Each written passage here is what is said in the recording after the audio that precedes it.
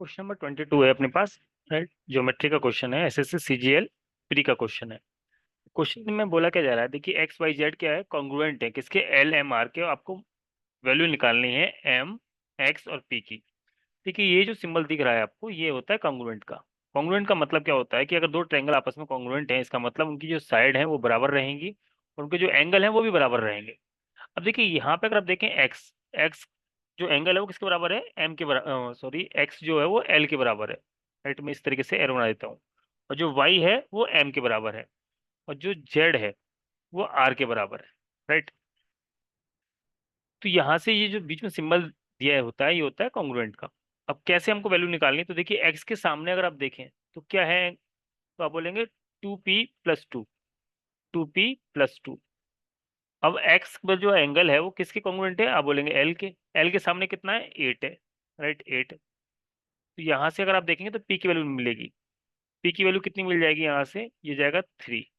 Right, ऐसे ही अगर आप जेड के सामने देखें तो जेड के सामने क्या है, आप बोलेंगे आर। तो भाई जेड के सामने इधर क्या है, 2m+1 है। और जेड के सामने जो एंगल था वो क्या था, आर था। तो आर के सामने कितनी साइड है, 5। तो 2m = 4, और m की वैल्यू कितनी हो जाएगी अपने पास, 2। राइट, बचा क्या अपने पास y। तो y के सामने किधर, इधर कितना है, 7 है। और y का कॉन्ग्रुएंट एंगल कितना था, m। तो m के सामने कितना है, 2x-1। तो x की वैल्यू कितनी आ गई अपने पास, ये हो जाएगी 4। आपसे तीनों का सम पूछा है, तो x+m+p कितना हो जाएगा, ये हो जाएगा 4, 3 4, राइट 2, कितना हो जाएगा, 9। राइट, यहाँ पे तो मैंने ऐड कर दिया है, बट एग्जाम में आपको ऐड नहीं करना है, सीधा सीधा आंसर कर देना है, क्योंकि सीधे सीधे आप देखें 3 और 4, 7 और 2 9। राइट, तो इस तरीके से ही आपको करना था। एक और क्वेश्चन देख लेते हैं इसी में। देखिए आपको दे रखा है ए की वैल्यू 17 दे रखी है, बी की वैल्यू दे रखी है, और आपको ये वैल्यू निकालनी है एक्सप्रेशन की। देखिए यहाँ पे आप अगर देखें ना, तो ये एक्चुअल में क्या है, a-b का होल स्क्वायर का फॉर्मूला है।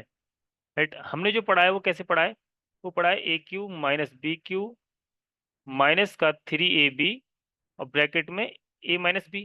राइट, ये हम लोगों ने इस तरीके से पढ़ा है। बट अगर आप इसी को देखें ना, तो यहाँ पे अगर ये मल्टीप्लाई कर देंगे ना, तो हमको यही फॉर्म मिल जाएगी। मैं करके बता दे रहा हूँ, बट एग्जाम में आपको ये पता होना चाहिए। राइट, ये हो जाएगा माइनस का 3a² b और प्लस का 3ab²। तो आप बोलेंगे ये वही है जो हमसे पूछा गया है, इसका मतलब आप इसकी जगह a-b लिख सकते हैं। तो a की वैल्यू कितनी है, 17 है, b की वैल्यू कितनी है, 13। दोनों को माइनस करके इनका क्यू ले लेना है, कितना आएगा यहाँ पे, 4। 4 का क्यू, मतलब कि आप ये कह सकते हैं कि आपसे 4 का क्यू पूछा गया है, जो कि रहेगा 64। राइट, तो इस तरीके से आपको ये क्वेश्चन करना था।